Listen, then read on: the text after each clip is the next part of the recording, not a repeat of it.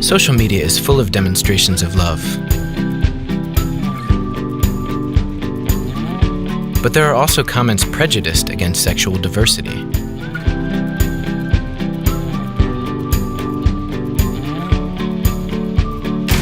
To fight back against this hatred, Closeup shared love in all of its forms. Closeup, don't judge, just kiss.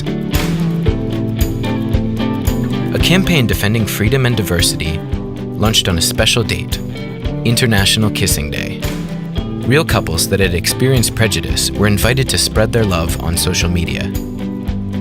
Their bodies were painted with special paints, and, united in a kiss, they brought a strong message against intolerance. Don't judge, just kiss. The result was as impactful as the images, making people discuss the issue and rethink their prejudice. And a campaign that started online, on Instagram, took to the streets and billboards of the entire city. Closeup, don't judge, just kiss.